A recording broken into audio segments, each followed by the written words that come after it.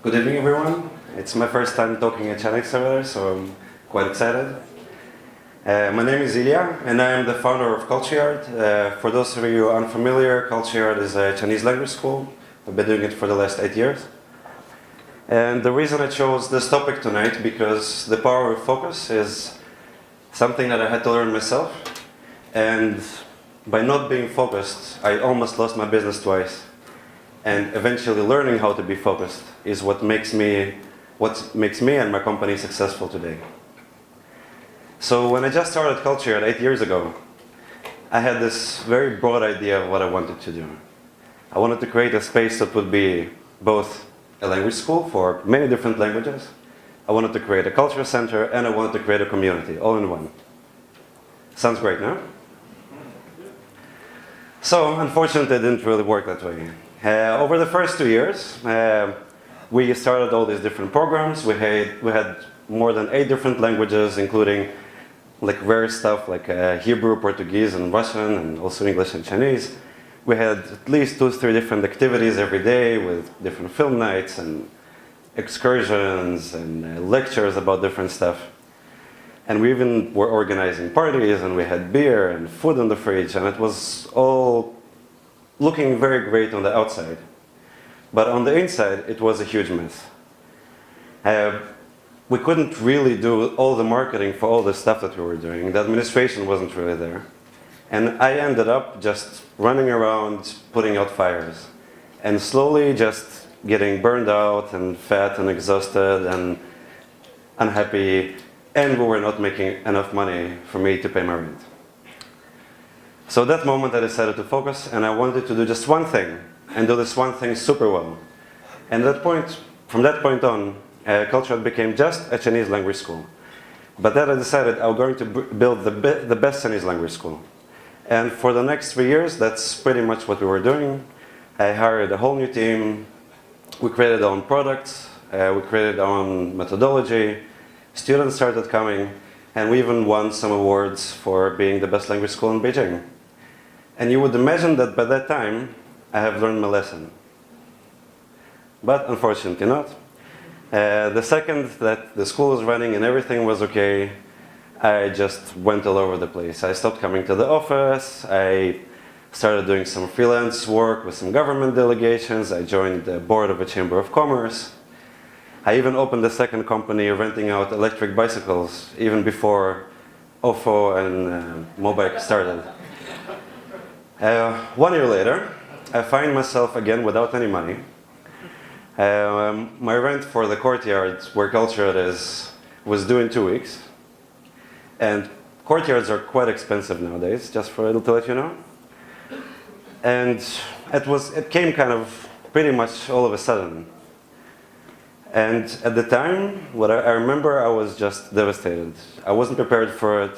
And the only thing I wanted to do was just to give up, close the school, go away, start my life all over again. But I couldn't really do it because I already have students and I have teachers. And I cannot really sell the company if the company is not making much money and I cannot pay my rent. So the only thing I could do is get back to business and get myself focused. So I found a friend, thank you Dan if you're here, who borrowed me some money, who lent me some money, and I went back in. And for the next while, I was doing pretty much everything at the school. I was the first person to come in and to open the door. I was the last person to leave. I was meeting all the students. I was doing all our administration, all our purchasing, all our social media, organizing our events. And literally in a few months, everything got back to normal. And luckily, I continued with that focus until today. And today, Culture is doing great. It's doing better than it has ever been. So today, I want to share with you just a few 4 lessons that I've learned that keep me focused today. Next. Next, please. Okay. Lesson number 1, be present. Even now that the school is going really well and I don't really have to be there, I come every day, even if it's for a few minutes. I go over the list of our students and I make sure that I know each and every one of them.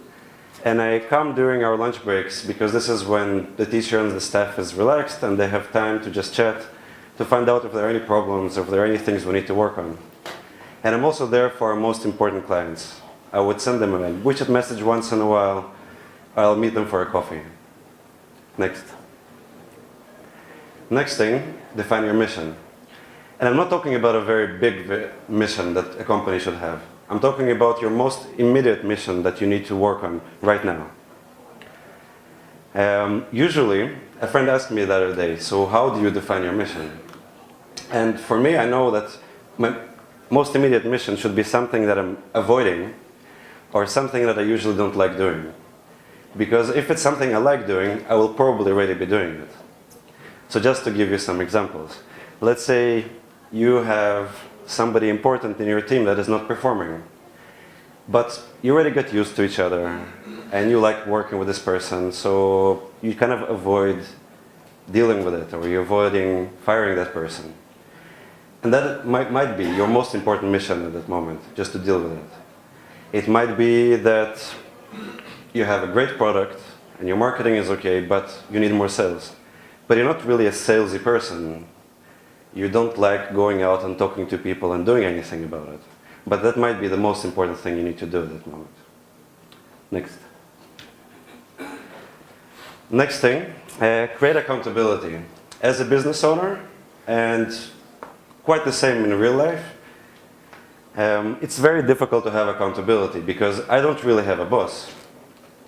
So nobody can ask me, hey, so what's happening with that?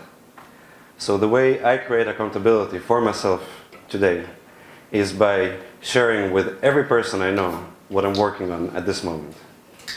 So right now I'm working on creating more partnerships with universities and schools abroad that will help me bring more Chinese people who study Chinese to China. So now all of you know this. And next time you see me, I will be embarrassed if I'll be working on something else. Next. And the last thing is think long term. I think as a foreigner in China, we all come here for the short term. I came here for a semester and I stayed here for 10 years. And I made a very big switch when I realized for myself that culture is forever. Maybe it's not really forever, but in my mind I decided I'm going to do my company forever. And it made me work in a very, very different way. Because now that I know that I'm working on it forever, I'm working on the small, important details that I was neglecting before. I'm building a very, very strong foundation that will help my company grow in the future. Next. So these are my 4 points again. Next. Thank you very much.